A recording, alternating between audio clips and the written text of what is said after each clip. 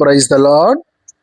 ఈరోజు దేవుని వాక్యం, దేనిని గూర్చియు చింతపడకుడి గాని ప్రతి విషయములోనూ ప్రార్థన విజ్ఞాపనముల చేత కృతజ్ఞతాపూర్వకముగా మీ విన్నపములు దేవునికి తెలియజేయుడి. ఫిలిప్పీలకు 4వ అధ్యాయము 6వ వచనము.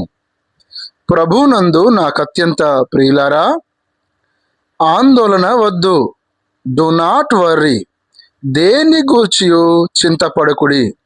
మన జీవితంలో అనారోగ్యం, ఆర్థిక ఇబ్బందులు లేదా భవిష్యత్తు గురించి భయం రావచ్చు, కానీ వాక్యము స్పష్టంగా చెబుతుంది, దేని గురించి కూడా చింతించకండి.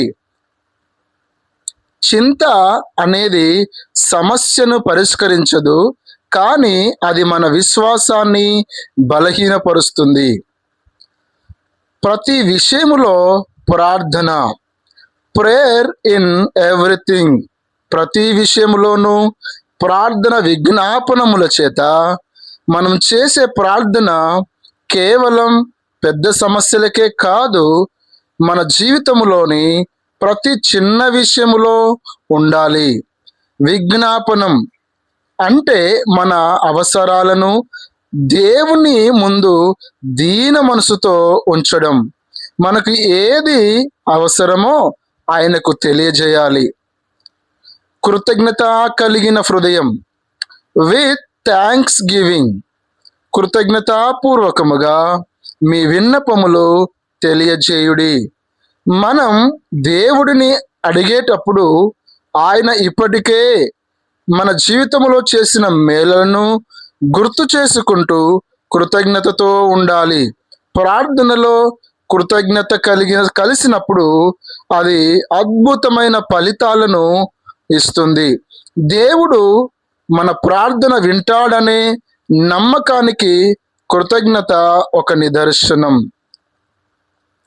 దేవునికి అప్పగించడం, let it be known to God. చింత మనల్ని కృంగదీస్తుంది, కానీ ప్రార్థన మన భారాన్ని దేవుని మీదకు మారుస్తుంది. మీ హృదయం భారమంతా ఆయన పాదాల చెంత ఉంచినప్పుడు మనిషి జ్ఞానానికి మించిన దేవుని సమాధానం మీ హృదయములకు కావలి ఉండును.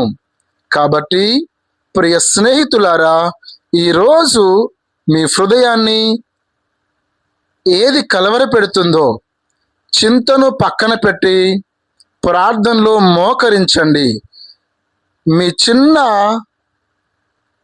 మీ విన్నపాలను దేవునికి కృతజ్ఞతతో తెలియజేయండి.